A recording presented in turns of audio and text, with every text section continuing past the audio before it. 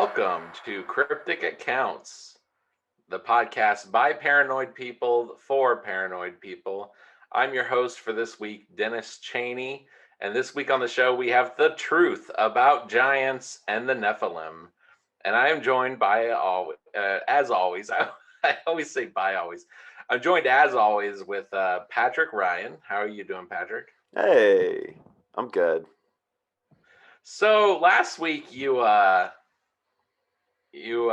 depressed me. Ruined your life, ruined all of our lives with the fact that everything we do in front of anything with a microphone or a camera, the CIA is watching and recording and doing who knows what with. Oh, and all the terrorists that probably have it now too. Hackers, whatever, other governments. And the previous week I did the Egyptians come to America? Yep. And I promised you that I'll never depress you again, or I'll never not depress you again. Yeah. But then this week I got into giants, and it's not that depressing. Although I don't know. It depends on how you look at it. I'll try my best to depress you with giants. But... Well, I'm looking forward to kind of going back to a little bit of something that we've talked about in the past. Because we've kind of touched on with giants with the alien hybrid theory when we were talking about the Book of Enoch and the Nephilim, the angels that came down and slept with humans, females, and this gets into made babies.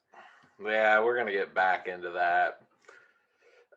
So most of my source text comes from an essay called The Truth About Giants by Adam Schwartzbauer. And he does a pretty big deep dive from like a Christian perspective of like who were the Nephilim, who were the giants.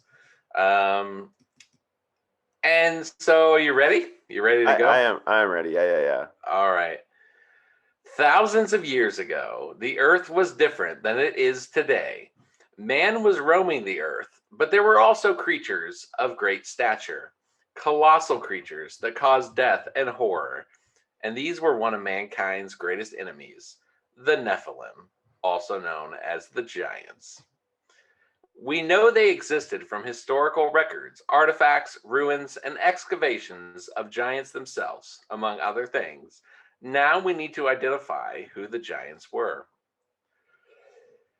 Genesis chapter 6 states that there were giants in the earth in those days, and also that when the sons of God came in unto the daughters of men, then they bore children to them. The same became mighty men which were of old, men and women. And God saw that the wickedness of man was great in the earth. And the Lord said, I will destroy them whom I have created from the face of the earth. And we should probably clarify that it's pretty widely accepted that if you're accepting what the Bible's saying, sons of God is referring to angels. When the Bible refers to humans, they're called sons of man. Right. And those are actually both clarified in that verse. That both are spoke of, the daughters of men and then the sons of God. Yeah, right. Why wouldn't you call... Yeah, and... This essay had a lot of, it went into that. There's like an alternative theory that the sons of God were like the line of Seth and stuff, but he pretty much just kind of dismantles that like piece by piece. Is he referencing the Book of Enoch a lot in that? He references a lot of stuff that we're going to see, but he more or less kind of like logically dismantles the idea that the sons of God were like human beings. Which makes sense because traditionally nobody ever thought that. Like nobody was like, oh, sons of God, that's like a human being, but daughters of men, that's also a human being. It just doesn't make any sense. Yeah. And in fact, the term Nephilim comes from the verb nephal from Hebrew, which means to fall.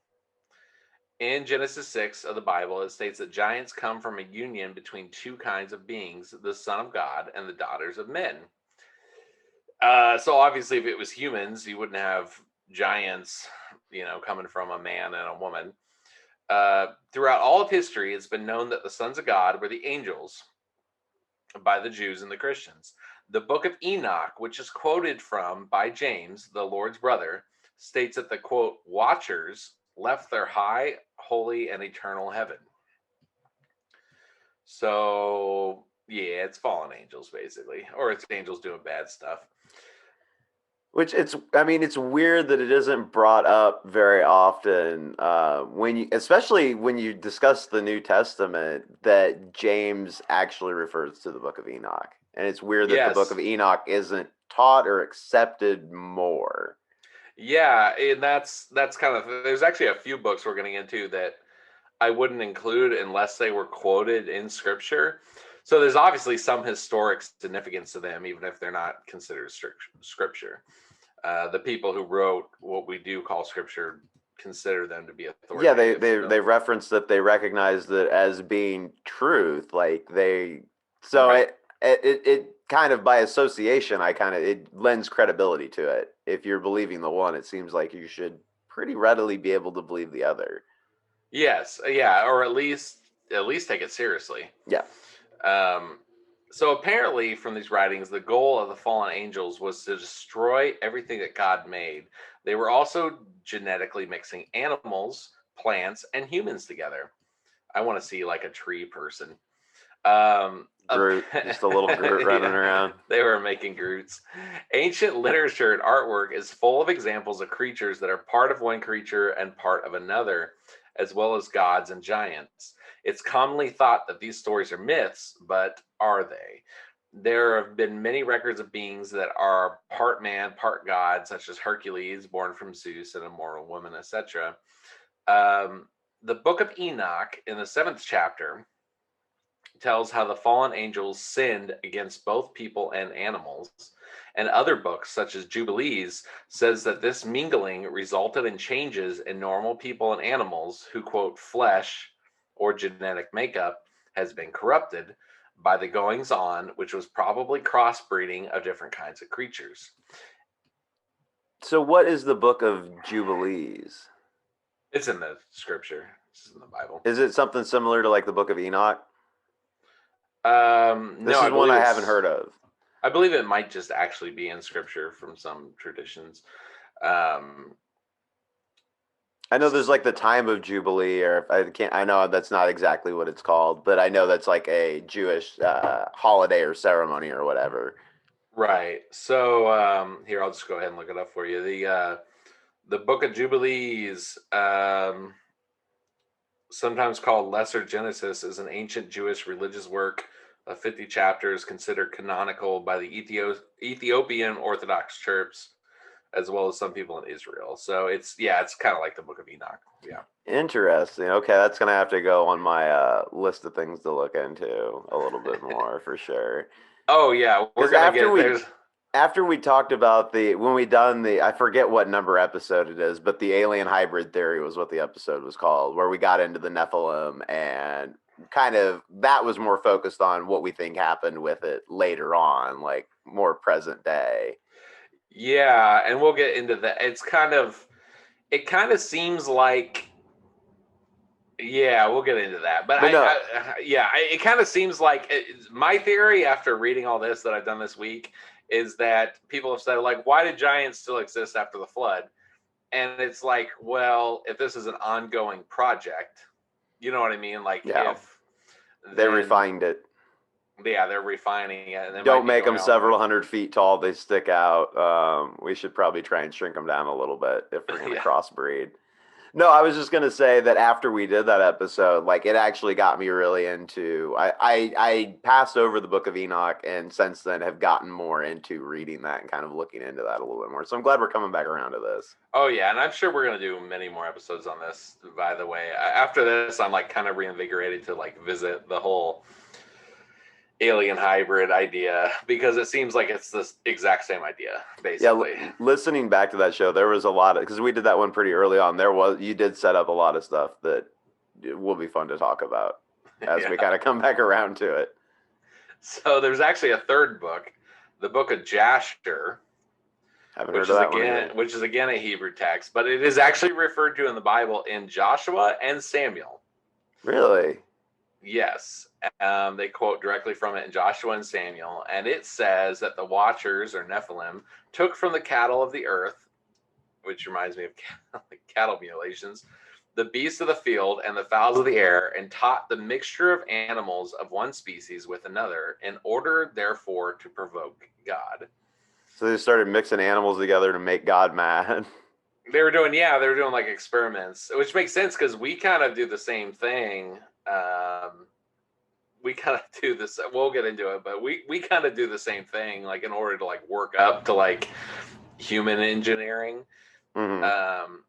And so the author says this can only be understood as genetic engineering, advanced biotechnology, or transgenic modification of kinds. This also explains why Saul in the Old Testament was told to go and kill all the people and all the animals. God does not normally order the killing of innocent people. All of the people and animals in the cities he was ordered to kill had been genetically corrupted. Interesting. Yeah, so he's kind of a theory that this was like an ongoing war, and it explains like David and Goliath, etc. And it kind of seems like the more he gets into other cultures, like this is kind of a running theme. So he says more evidence of genetic manipulation comes from the sixth tablet of the Book of Enki, and that is an Anunnaki book. It's from the ancient Sumerians. So when we talk about the Anunnaki and all that stuff, like, and all they keep popping up. Yeah, they were. That's another one of the main things that we haven't covered directly yet, but it just keeps on. It's in the side view on almost everything. Like it comes up. Yeah, I think it came up my last episode. It came Yep. up in the David Icke episode. Yep. It's basically the idea that aliens came down during the time of the Sumerians and helped like create like Mesopotamia culture. So in this tablet that's speaking of their like god, who's an Anunnaki, Enki, he quote led to a place where the trees. He led Nimna, who was like his consort or wife, to a place where the trees were, a place of cages. It has, and this is written from an ancient language. In the cages were odd creatures, their likes in the wild no one had seen. 4 parts of one kind they had, hind parts of another creature they possessed. Creatures of 2 kinds by their essences combined to Nimna was Enki showing. And so this idea of like chimeras or like mixed creatures, and you see this stuff all the time, like the Sphinx, Ligers. or griffins. But what I found ligers, exactly. What I found interesting about this was that like Ninma, which was like the kind of consort of Enki. So who knows if Ninma, I believe she was also considered a god, but she might have, who knows, maybe he took a human wife. She basically looked at these creatures that he was breeding and was kind of like delighted but horrified. And she asked like, oh, how did you like breed these 2 things together? And in this like ancient text, he explains like it can't happen from breeding. It has to happen from other ways. And he kind of goes into like, he doesn't go into like specifics, but he basically explains like it has to be done what we would call scientifically. Like I'm sure back then it's being described as like magic.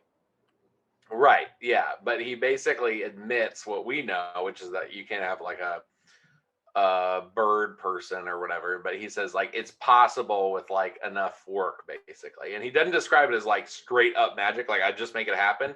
He basically describes it like they had to learn the way that different genetic things operated, and that through that he could create these like hybrid creatures, like crossbreeding and stuff, essentially. Right, crossbreeding, and also, then using those offspring that are slightly genetically modified and moving them along that way. That, and also just straight up genetic engineering. Okay. And so the question arises, like, are there examples of this today? And the answer is yes. The field of genetic engineering is growing rapidly and becoming more prevalent all the time. Different kinds of creatures in nature cannot just mate and produce offspring, but we know these creatures existed, and the only way to combine different kinds of creatures is through genetic manipulation. So the question arises, like,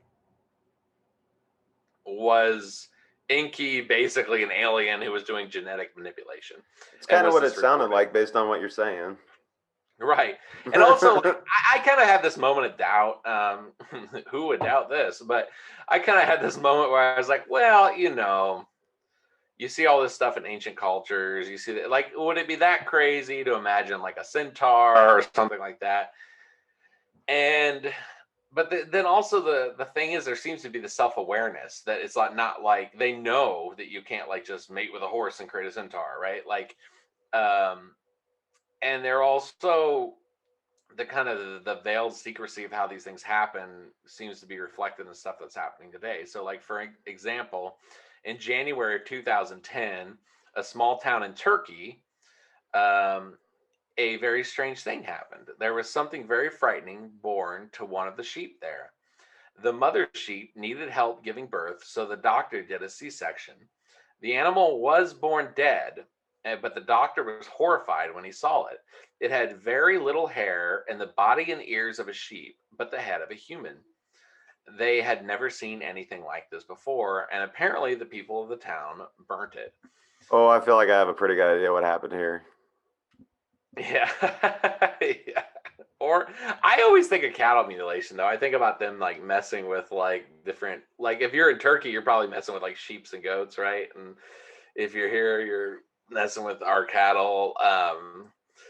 Sure. That's how the human-headed The sheep was human almost headed bored. sheep. And I looked up a picture of it. I'll include it. I'll try to send you stuff to include in the final show, but I want to if see not, it, but I just don't want Google to see. it. Yeah, if I mean, not, that's going to end up happening, and I'm sure I'm going to be mortified by what I'm going to see. always feel free to Google what we talk about, folks. In a Minnesota facility, transgenetic experiments have succeeded in making pigs that have human blood flowing through their veins. This is just straight up medical research. Sheep that have human livers have been assembled in a Nevada experiment. Mice have been created that have human brain cells. Certain transgenic chickens can now manufacture human protein in the whites of their eggs, and pig human hybrids have been grown to full maturity, allowing for the transplanting of organs into humans. Doctors praise this practice as it allows for quick transplants, and seeing as the organs can be grown using one's own DNA, the usual tendency of the body rejecting the organ would be gone.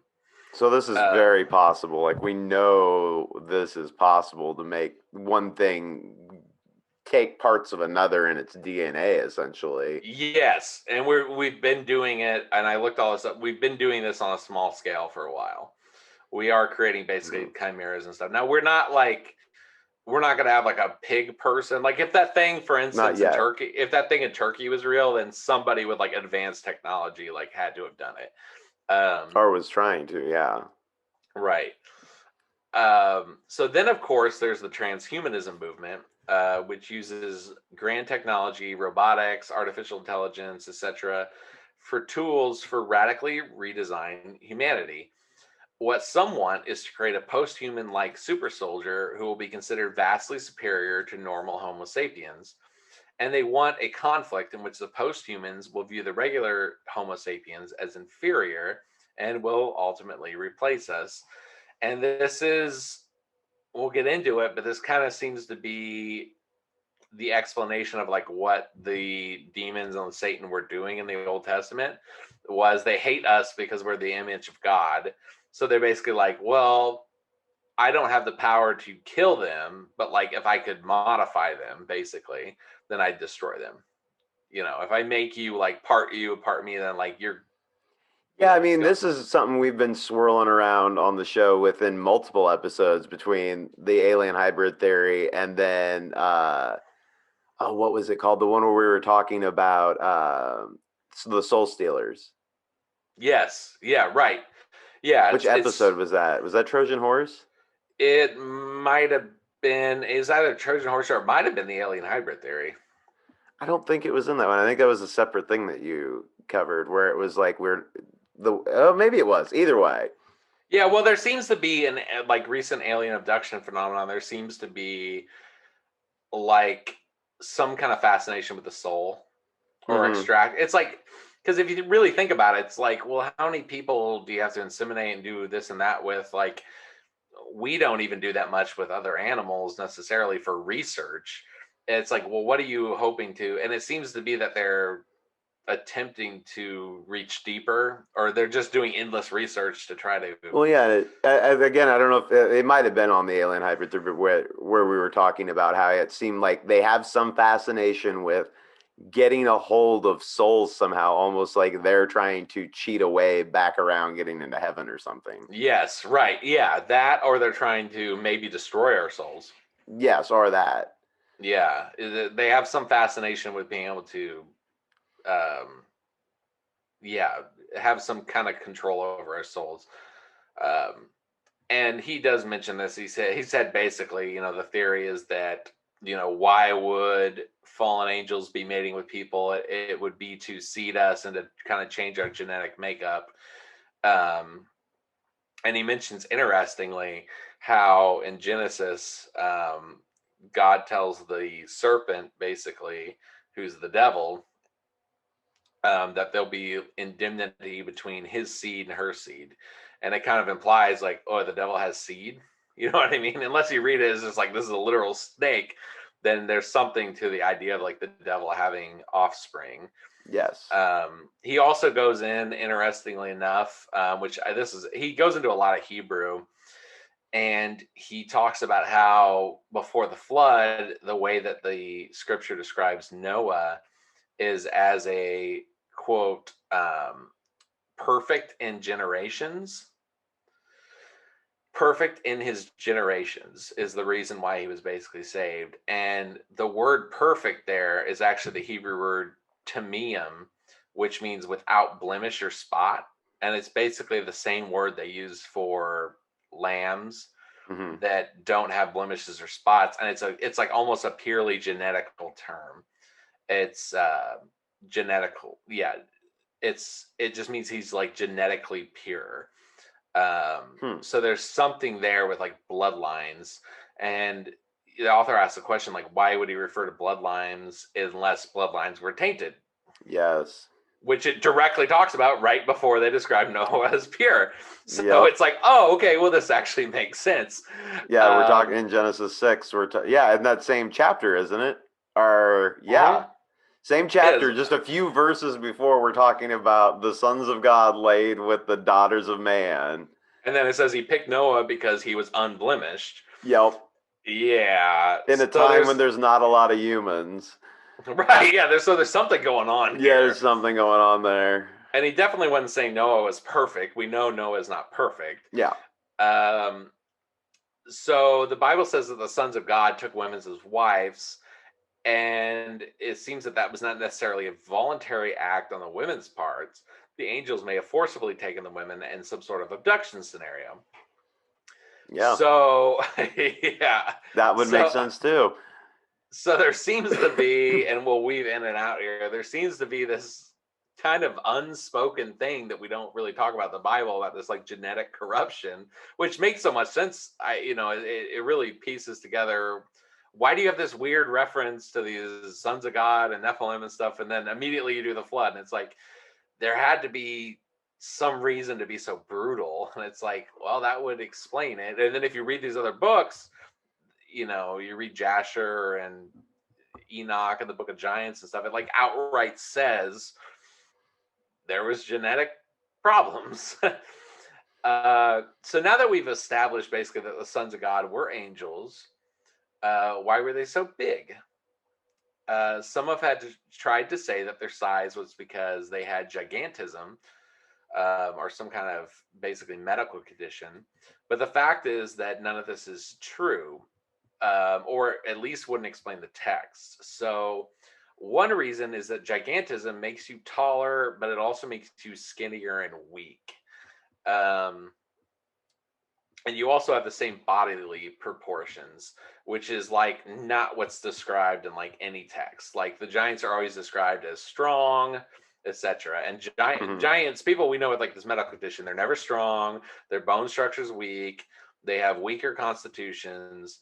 It's like they have the same amount of material, it just got stretched out really thin. Yeah, that's basically what it is, right? Yeah, like your bones become brittle. It's like you have the same amount of bone, it just got stretched out. It's really skinny and long. Yeah, they have shorter life expectancies. So like when you consider something like Goliath, he says like it wouldn't make any sense if Goliath was considered an actual giant, that he'd be able to like lift heavy equipment, wear armor, carry a giant sword. Like that just wouldn't be the way it is. He'd be like struggling to walk, basically. Yeah. So when people look back at these texts and they say, "Oh, it's just a medical condition," it's like that's not what they're describing. Because if they were describing someone with giantism, that person couldn't be in full armor. Well, I with a big sword. I forget. It was they measured. We looked it up when we did the alien hybrid theory. But what's described in the book of Enoch were creatures that were like a couple hundred, like elomes or elons. I forget. I think it's elomes was the measurement they were using. But we looked it up, and they were like several hundred feet tall.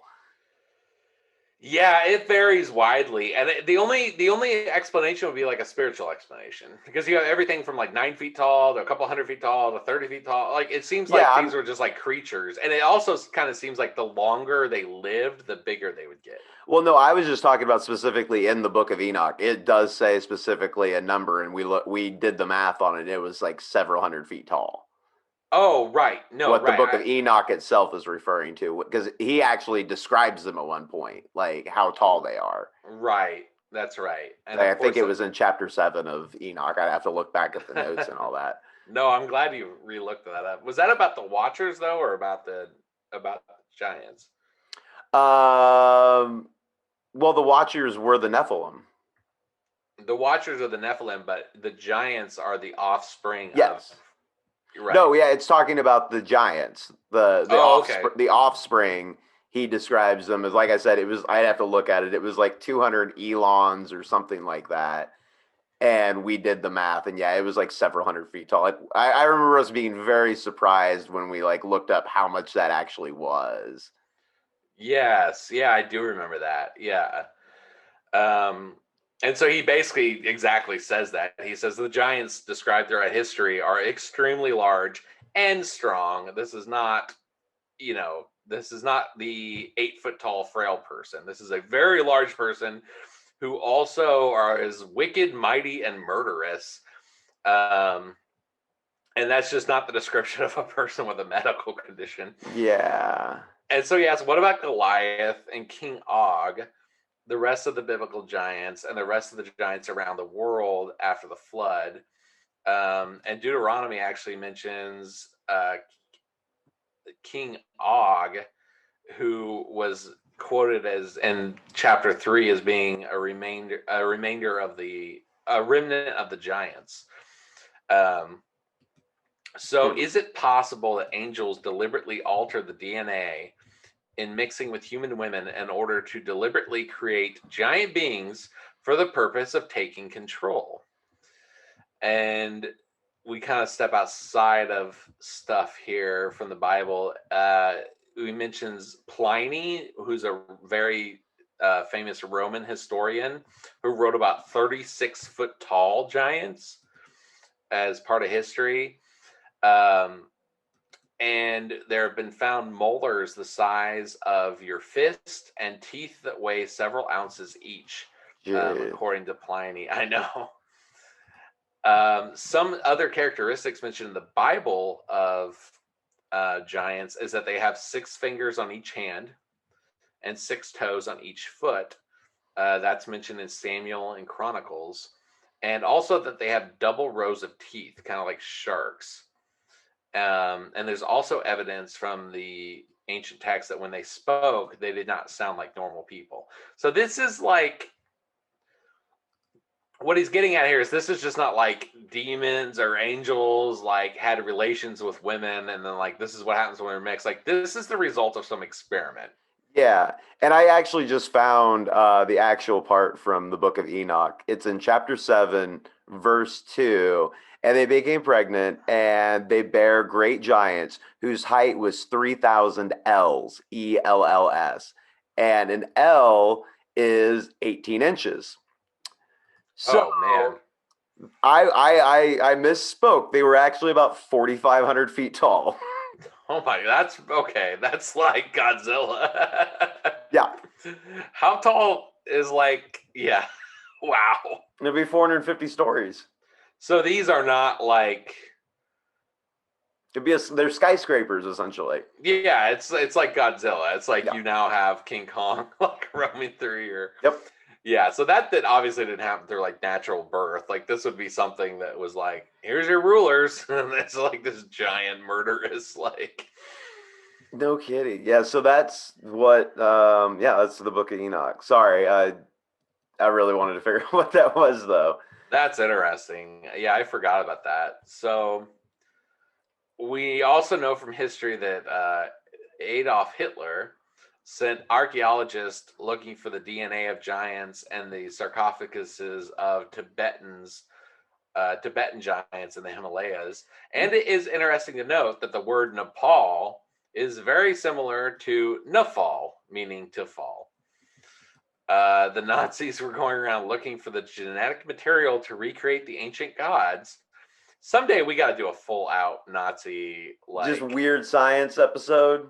a weird Nazi science. Yeah, just a weird, because I they were have into all this stuff. I've got some. I've already been kicking this around for a little while and like putting stuff together. It is going to end up being just a weird hodgepodge episode, I think, because for the size that Germany is, the amount of people that were on the earth and in Germany in that time, man, they were terrible people, but they really got motivated to get a lot of stuff done very quickly. They did. Also, they were super interested in like basically anything. Unless it was Jewish. Yeah, they didn't want that. That was like when we did that one episode on like haunted archaeology. Yeah. They had sent out those people to find, I forgot what it was, but I think they were looking for like religious artifacts. Yep. Like and in fact, the author says history is full of accounts of Nephilim, but it seems that historians do their best to keep the facts hidden from the public. In the past centuries, people were well aware of these creatures, but we rarely hear of them today. Most fighters and explorers that kept journals wrote of encounters with monsters.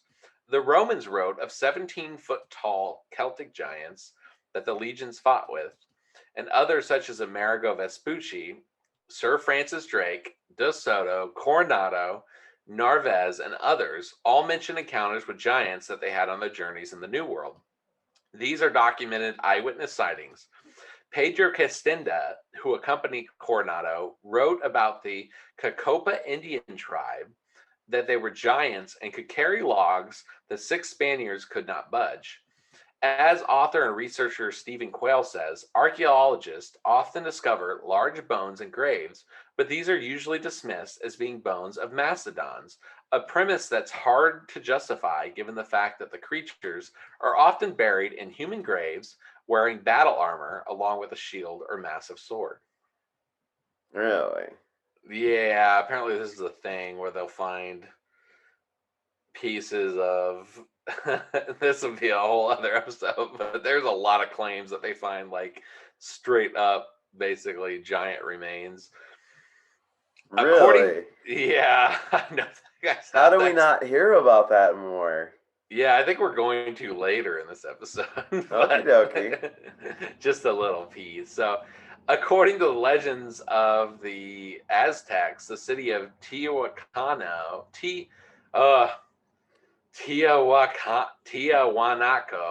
was built in one night by giants after an immense flood was over. So that's an interesting parallel. The entire city was constructed on the scale of peoples whose average height was at least 10 to 12 feet tall, and many of the stone blocks used in its construction weigh several tons.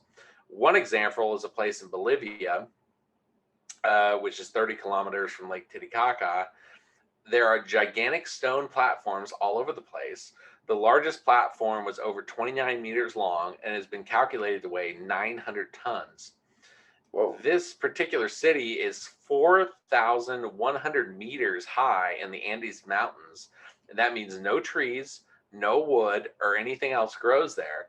It's not possible to transport a 900-ton platform without any wooden rollers. Even with wooden rollers, it would have been complicated, and the pre-Incan Indians would not have possibly moved it into place. So the question is, like, was this giant people? We don't know. It might have been the Egyptians also. Well, based on the way they got around, that's very possible too. Right, yeah, but this one is really weird. It's That like kind of, high up in the mountains. you know what? That kind of makes you wonder about the pyramids then a little bit. Like, did the Yeah, Egyptians just have a bunch of giants running around that like stack this stuff for them? it makes it's so interesting that you mentioned that because that's coming up so soon. Okay. There's also ancient megalithic structures in Peru.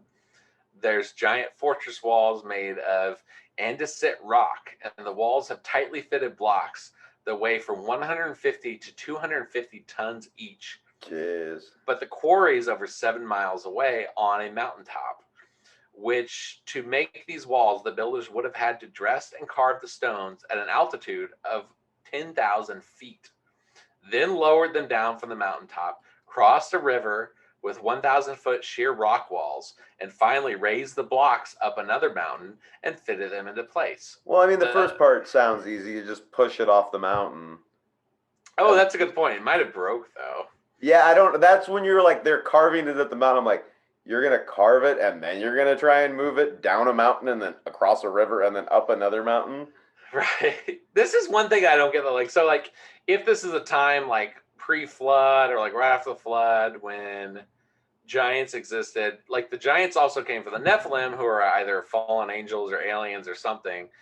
It's like they kind of just say, well, the giants could have moved it. It's like, well, also like their dads could have moved it. You know what I mean? Like nobody ever seems to consider that whenever Yeah, you read about these. which is weird. Yeah, that would make more sense. Yeah, like the things that are way more advanced that are creating these giants, like maybe they just moved them around somehow. Maybe they were helping out. Yeah, exactly. Because they would have, I assume, been around at the same time. Well, we don't know what kind of fathers they were. They could have hit it and quit Yeah, it. We don't know. they had big plans for their kids. They wanted them to take over the world, basically. That's right. They just made This would be human a weird hybrids time and in then human took off. history. Like it is scattered throughout all kinds of cultures. Like the Aztecs said, they were like, yeah, giants built this, but they did it after a flood. It's like, why? What are the odds? Like we're starting to like reach multiple story levels where it's like, what are the something's going on Yes, here? there's some overlap and they don't acknowledge each other, and it's kind of weird. Right, and it's like, yeah. So there's also ruins in the Bekaa Valley in Lebanon, and in this valley, this in Lebanon. So there were Roman and Greek ruins built on top of these other ruins, but these first ones were megalithic, ancient ruins of unknown origin from around the same time period. The largest three stones in the world ever used from construction are at the same site. Um, the stones vary in size from 63 to 65 feet long and 12 feet in depth. The weight of each stone is estimated to be 1,000 tons. Why don't we ever talk about this? That's crazy. He notes that we still do not have a crane in the world that could carry 1,000 tons. Oh, okay. Well, I mean, now we're at a very confusing point then. Yeah, right. It doesn't. Something moved these stones, and he says the quarry is expected to be 5 miles away. And some of these rocks were lifted 25 or 30 feet in the air. At the very least, archaeologists need to get their stuff together. But there is an explanation because, according to Arab tradition, who were like kind of the local people at the time in Lebanon prior to the Greeks and the Romans, these temples were built after the Great Flood by a race of giants for the biblical king of Nimrod. So this might be we might have been building on top of the Tower of Babel, basically. More astounding evidence for giants arises from, you called it, ancient Egypt. It's said that during the Old Kingdom period, the first three pharaohs were conceived by a priest of Ra after having intercourse with the god Ra himself. It is this that made all the pharaohs believe that they themselves are direct descendants of the gods, and Pharaoh means son of Ra. With further occurrences of giants or Nephilim after the flood, some of these offsprings were called Rephaim, after one Rapha, and it's possible that this Rapha, who was from the area of Canaan, could be the same Ra who is the father of the three pharaohs. These areas were only a couple hundred miles from each other, so travel was relatively easy. And when Abraham and Sarah in the Old Testament passed through Canaan, the entire area was populated by the descendants of the Rephaim, Anakim, and Nephilim. When David killed Goliath, remnants of those giants still lived in the land, and there's evidence to show that the descendants of the Nephilim were in the general area of Canaan, which was close to and actually a province at one time of Egypt. So it's logical to conclude that these beings were heavily involved in the affairs of Egypt, which would I'll throw another weird thing in this because building pyramids. Right, building pyramids, enslaving the Jews. I mean, like it just kind of So Rafah is a town that's about 20 miles south of what today is Gaza, on the border between Israel and Egypt. This town's ancient name is Rapha, but spelled differently. And it's likely that Rapha, after whom the town was named, was either a post-flood Nephilim or one of their descendants. Also, ancient Egypt is covered with images of giants. Hasfatut, mother of Pharaoh Moses III, had a great funeral temple at Deir el Bahari, which is on the west side of the Nile, opposite today's Luxor, Karnak. On the inner walls are a series of murals and hieroglyphic writing, which describes how she was born of a human mother and the god Ammon. Originally, the Egyptians came from the land of Shinar, meaning the land of the Watchers. What a coincidence. The Egyptians called this land Ta-Neter, meaning the land of the Watchers, from which the gods of Egypt came. So they're basically saying Egyptians are like descendants of fallen angels, essentially. They're saying that like the pharaohs had some sort of relation or claim to with them. With the Nephilim. Yeah, but not necessarily like the normal people. Okay. Yeah. Which would explain like why they had like the political structure they did and all that stuff like that. Either that or they were just claiming it, but they were referencing something their culture had like witnessed, in reality back in the past. On the walls in that one tomb, by the way, there's prayers of deliverance from the Watchers that came from the quote faraway land. And the giants were so big that they could have lifted blocks for pyramids into place. Another important find are strange skulls found throughout the world, including Mexico and Peru. These skulls are supposedly from head binding, but the evidence suggests otherwise. Some of the skulls are very distinct, as if they belong to a different species entirely. Anthropologists admitted that the shapes of the Peruvian skulls are unlike the deformity that is caused by head binding. The assertion that what these skulls represent are simply deformations or pathological cases can be hardly substantiated. It is necessary to remember that any pathological growth of the cranium has dire consequences for the afflicted individual at an early stage of development, and this is practically without exception. All the skulls shown were from mature individuals, and it could not possibly be from a disease growth, or the individual skulls could not be from mature individuals. Which basically means like either this was a very big child or this was a person who just grew a skull like that, basically. And the skulls have larger cranial capacity than normal people. Head binding would not increase the size of someone's skull. Other than these skulls, additional skulls have been discovered that show absolutely no signs of deformation by binding. Another find is a mummified unborn infant who has a fully elongated skull. These skulls would have been from people who are around 7 feet tall, and they naturally grew like that. And it's interesting that the various works of Egyptian art show people with elongated heads. Yeah. Again, that's pretty normal. You're right. And that's another thing that makes me go back to the Egyptian South American thing. It just seems odd that these two cultures share like a long head thing. Like, what's the deal with Yeah. long heads? Like, it's like there had to be some connection. Like, Well, I've heard the argument actually maybe along the same lines with the Catholic Church and why the Pope traditionally wears this humongous hat. really? Yes. That is like an elongated skull thing? Originally, yes. I don't think that's. Really? I mean, I've read stuff that they say that like, oh, it's they've all got that. I'm like, well, I don't think the current ones have these elongated skulls, but maybe Oh, that they were like hiding it? yes, that they were like another race essentially that was in charge Oh my that had gosh. these skulls. And now that you're talking about this with the pharaohs, I'm like, I wonder if that's the same thing. Just So, like, did Peter have a long, like, oh, yeah, I'm gonna look that up. yeah, Let's that would sidebar be a this. separate thing that we'd have to get into. It just made me think about that. At some point, like, the aliens, like, took over the church, like.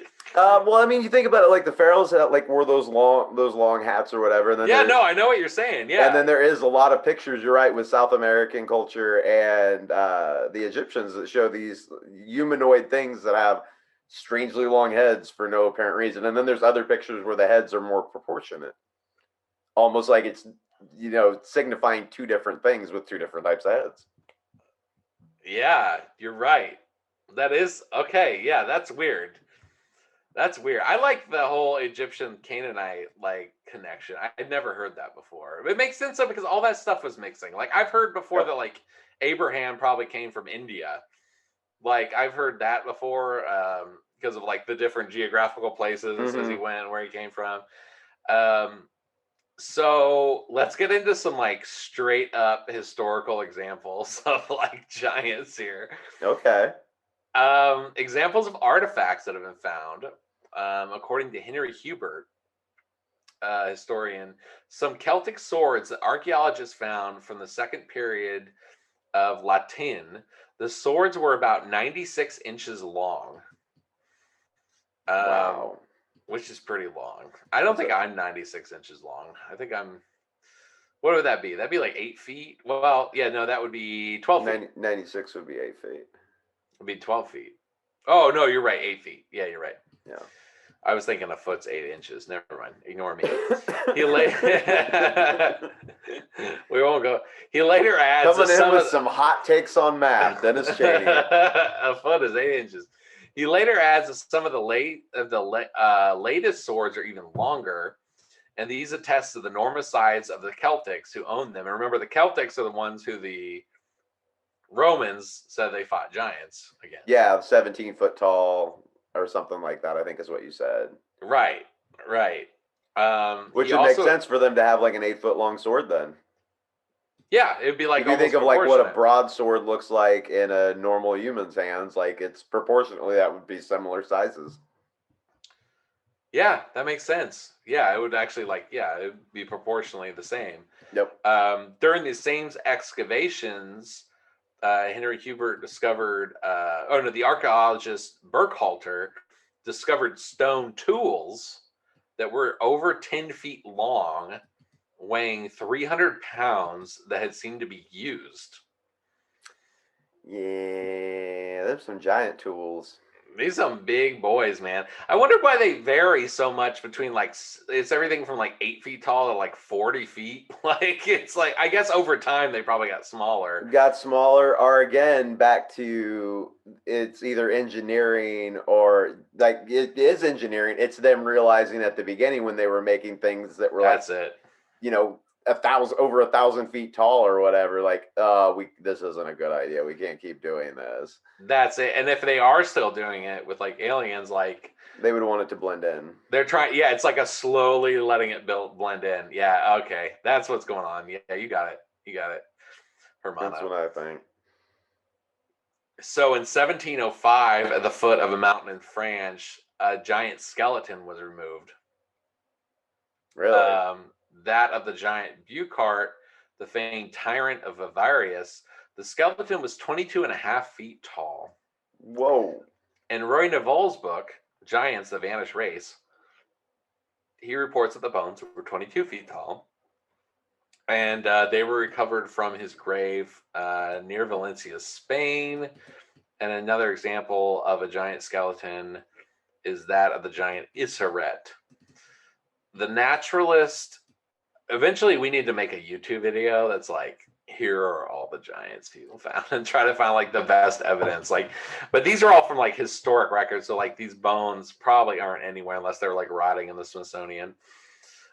Which is like one accusation is that we found bones in the New World too, but they're like rotting Yeah, away. we talked about that on, was that Ancient Archaeology? Yeah, that they don't. It just seems like archaeology is so shady. Well, there was the stuff, I think that was Ancient Archaeology, about the caves on the Colorado River, where the Smithsonian like Yes. denied ever having a person there, denied having any records sent to That them. was your show on the mummies. Oh, that's right. It was the mummies of, oh gosh, what was the name of that episode? Oh yeah, no, that was, yeah. You're right. It always seems to be the thing. That's like the Egyptologists, the archaeologists are always like, no, no. Yeah, there's a weird censorship, it seems like, on some archaeological stuff that gets found. Like, they just automatically either already know at this point, like, oh yeah, we just deny all of that and we hide anything that we find because it's just, I don't know. It also makes sense of like if you just have a career, like, are you going to be the guy who like risk his whole career on like giants? I mean, we're doing this show, so Yeah, that's true. we Yeah, totally would be those guys that are we like, would be oh, those guys, but most people we'd probably be doing a wouldn't. podcast about it immediately. We'd be on YouTube, like I'd be like, showing off here's my these bones. bones. Pretty much, pretty much.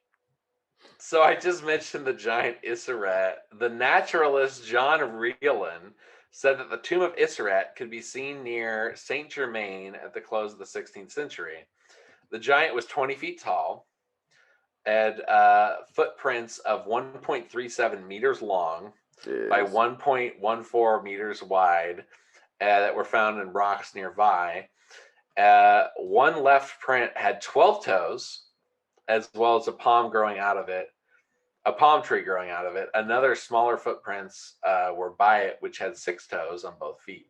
It seems like if these existed, like that they didn't start out big. It just seemed like the longer you live, the bigger you grow, the more teeth you get, the more toes. It almost seems like this weird like monster until you become like this 30-foot tall thing with like a bunch of legs. And well, and this 6-toe thing is kind of interesting too. That's from scripture, by the way.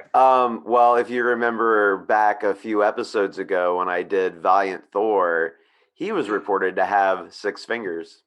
Oh, you're right. And claimed to proclaimed the name of Jesus and said he was from Venus. Yeah, Valiant Thor is a demon, man. Might have been a demon. Very well may have been a demon. Because if you came here for Jesus, like you're totally gonna be like, I just want to talk to the Pentagon, no one else. Yep. Yeah, it was a weird missionary mission that he went on where he didn't try and help normal people. He wanted to coordinate with the government. Yeah, that sounds super up. So Valiant Thor may have been a Nephilim. That is brilliant. I did not even think about that. I'm going to go ahead and believe that right now. Actually, now that we're putting all this together, I kind of think that's maybe my new angle on Valiant Thor.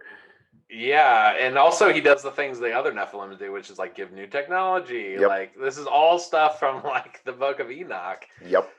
Oh man, Valiant Thor is a Nephilim. Wow, it's still happening. That was 60, it just seems like it never stopped. 70 years ago. Like God promised not to flood the earth again, but he's like, he didn't say like it won't happen again. Yeah. Like if they had the ability to do it back then, you know? Yeah, they didn't stop. They obviously weren't destroyed because it kept on. I mean, they were popping up again in the Old Testament. So whatever happened didn't fully wipe them out. Or the Nephilim just came back down and started doing it. That's probably the most likely thing. And they realized, oh, well, if we make them to where they're like, 4,500 feet tall, it becomes a problem. God just wipes out the whole planet, and that's no fun for anything we're doing. So, I mean, make them smaller. Make them a little right. bit It's smaller. like he called their bluff. He's like, all right, I'll just kill everyone. And they're like, what? We didn't think that was... All right, well, we got to rethink this whole strategy. All right, so let's start scaling them down a little bit. Let's figure out what level we can get away with. And at some point they settled in, it looks like between like 20-ish feet tall or so. Yeah. But it was a whittling down process. It's becoming like getting closer and closer to us, like with some sort of maybe psychic power or something. Like something. about with like Men in Black. Let's see here. There was a 17-foot tall skeleton in full armor discovered in Ronan, France in 1509. Man, can you imagine walking onto a battlefield? You're like, you're 5.5 feet tall, probably. Yeah, more than likely. 3 times your Literally size. 3 times your size. Like, you're at his knees. He's got a sword that's taller than you. You're like, all right, go take this guy out. In Italy, they discovered an 18-foot tall one. There was a Roman gear. There was a 13.5-foot tall one in St. Bees, Cumberland, which I believe is in Britain. Well, this is an NBA player. This is interesting. I might do a show someday just on like cowboy paranormal encounters, like from our fast reading. So yeah. Buffalo Bill, old Buffalo Bill Cody, wrote that when he was camping on the South Platte, when a Pawnee Indian came to him with a giant bone, the army surgeon there pronounced that it was a giant human thigh bone. And the Indian told him that a race of giants had lived in the area who were 2 times bigger than normal people and could outrun buffalo and even carry one. Buffalo Bill wrote in his autobiography, "These giants denied the existence of a great spirit. So he caused a great rainstorm to come, and the water kept rising higher and higher so that it drove these proud and conceited giants from the low ground to the hills and thence to the mountains. But at last, even the mountaintops were submerged, and then those mammoth men were all drowned. After the flood had subsided, the Great Spirit came to the conclusion that he had made man too large and powerful, and that he would therefore correct the mistake by creating a race of men of smaller size and less strength. And this is the reason, says the Indians, that the modern men are small and not like the giants of old, and that they claim that the story is a matter of Indian history, which has been handed down among them from time immemorial." So they just explained what I was just saying about, like, got to make them smaller, basically. Yeah, they also just told the flood kill a giant story. Like, yep, this seems that's what I mean. Describe basically what was happening during Noah's time and the flood and what happened to the giants. And just, yeah, completely different part of the world, completely different people, unconnected throughout history. Yeah, I've always heard, I think we've all been taught since like grade school, it's like, oh, everyone has this flood story. Like, you know what I mean? But like, I never heard like everyone has the giants plus flood story. Like, this was like a world issue that was going on. Right. And it seems like everyone who has the flood story also has the, oh, it was to kill giants. And it's like, I've never heard that. You know, it's like, okay, so what's going on with these giants? And now I'll leave you with one piece of evidence. This is from a find in Egypt, who apparently were mixing with the Canaanites, who might have had giant DNA in their pharaoh's blood. And it also had giants build their pyramids, possibly. Right, and now the Peruvians built theirs. I really do wonder about those ancient megalithic things. Like, I'm not trying to like hate on like native people, but like something's up with that. You just don't. We don't have technology that can move that. I don't know. So, headline, and this has been around a while, but it seems to be pretty well corroborated. 38 centimeter long finger. So that's about 1.5 foot finger. Found in Egypt. Leaves researchers clueless. Whoa, what? Yeah.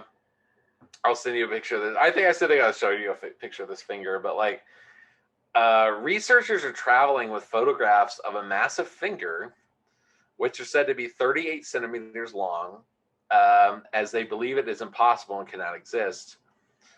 Although science suggests it's impossible for a finger found in Egypt to be true, it has been x-rayed and comes with a certificate of authenticity. The photographs of the large finger were captured in 1988, and at the time they were published in one of the leading newspapers in Europe. The finger seems to suggest that it is evidence of giants having walked the earth in the past, which the Bible refers to as the Nephilim. The remains of the finger are quite impressive, and the finger is mummified humanoid finger that is 38 centimeters long. Egyptian researchers have said that the finger must have belonged to a creature that was more than 5 meters tall, so like, your 15-foot range.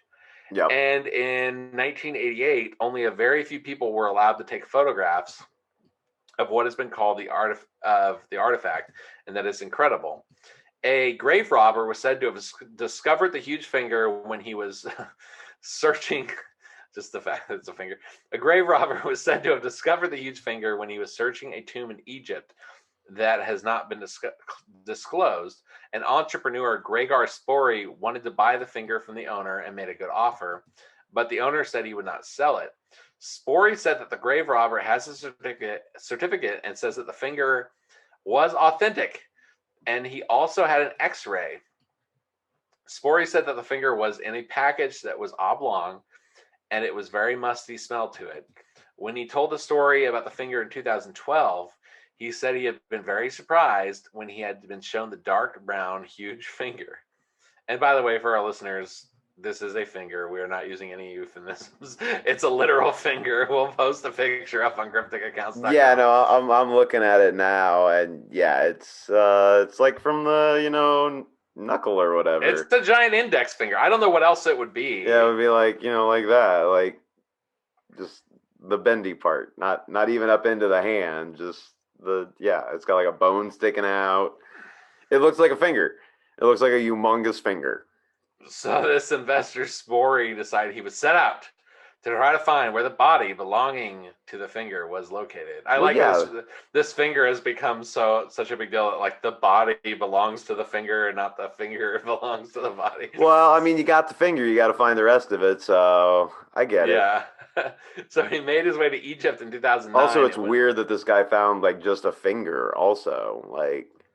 Oh, I think he was a robber, so it was all he could carry. Oh, and that's true. Yeah, I guess that's true. Yeah, you're not going to be able to carry much more than that based on how big it was. He's like, do I take a foot? Also, a finger would probably be pretty easy to like snap off from a mummy. That's true. So, and this might be its own episode because I started to get into this week until I found the general Nephilim stuff, which I thought would be a good way to start this. All that remains right now, the finger, are photographs, although the X-rays, were confirmed by some witnesses. And it appears to be from a huge humanoid creature that walked among us. Researchers and scientists have mixed feelings about the relic. One of the issues they have is that it does not fit with the conventional theories that have come from historians and archaeologists. Does that even have to be included? Well, I don't. It sounds like they're kind of lying. Yeah, something's going on here, man. Something's going on with archaeology. There's a narrative being painted, and anything that doesn't fit that narrative is being rejected and subdued. Right. So they call it a hoax, obviously, but it's interesting because a lot of this stuff, stuff found in the 15th century, there's not photographs of it. There's not even a claim to see an X-ray. This is something people have found like in this area and if he is a grave robber, my guess is, it's a mummy, which means he was someone of high class, which means it would kind of fit in with the Nephilim. It had something to do with like the Egyptians. Man, sorry, Hambro, you're just gonna get deeper and deeper into like regular conspiracies, and I'm just gonna get deeper into like what the Egyptians were up to, like where the giants are and stuff like that. But that's the truth. It'll be an interesting mix of a show. That's the truth about giants as we know them. And this just kind of fits into this show has so many references to our previous shows. Go back and listen to our one about the alien hybrid theory, alien hybrid theory, but also your mummies of where was it? Was it New Mexico? Mummies in New Mexico? I think it was. Egyptian. We had a show a couple weeks ago on Egyptians coming to the New World. And I'm pretty sure we might have done. I don't think we've ever gone into the whole Anunnaki thing. We mentioned it. No, they come up a lot, but we've never fully delved into that. So that's it, man. That's what I got. That's So yeah, it was Operation Trojan Horse, episode 34. That's one to go back to look at on this. And then the other one, where did we cover that? Episode 10 was The Watchers, the Nephilim and the alien hybrid theory, and Mummies of the Grand Canyon, episode Mummies of the 7. Grand Canyon, that's right. That was the other one where we were talking about the stuff that got found in those caves or whatever, like structures that have been built into the rocks along the Colorado River. Then the Smithsonian denied a bunch of stuff that got found there and claimed that they never had a person there, and corrupt archaeologists. pretty much The deep state. So yeah, those are, if you enjoyed this, those are definitely ones that if you didn't catch those will be good tie-ins to everything we were talking about on this episode. This is good research, Dennis. Yes, sir. Thanks, man. It kind of writes itself. I just, there's so many threads. This is one of those, like the early ones we had where it was just like, there's so many threads about this that it's like, there's not. So keep tuning in if you want to hear more about this, because I'm on the trail. I'm on the trail of the Giants. I'm on the trail of the Nephilim. I'm on the trail of the alien hybrids, which are the Nephilim. Like, we're going to figure this out just in time for your kids to be Nephilim. Yeah, and I'll probably just go after the government again next week. So, or we'll switch places randomly. That's possible too. We do that sometimes. I do have some like alien stuff that I'm batting around. Actually, with this hybrid stuff that we talked about on the hybrid theory, because you touched on in that episode the star children.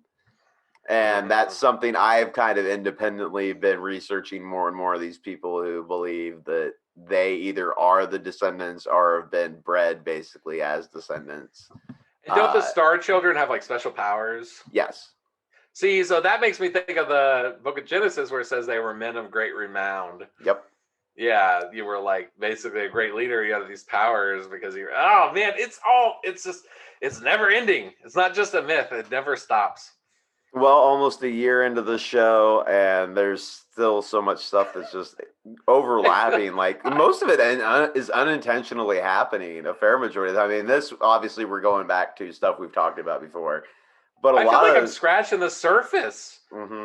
I feel like I'm not even scratching the surface. I feel like every time we get into something new, it touches on other things, and that just opens up 10 million more questions.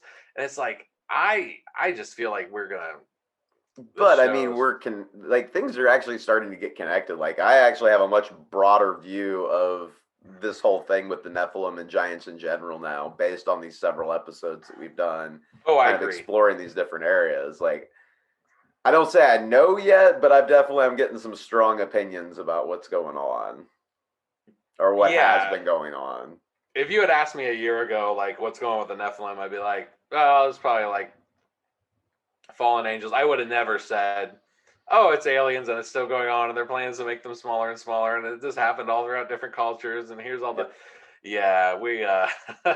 but here we are, and it's looking that way based on so much different evidence.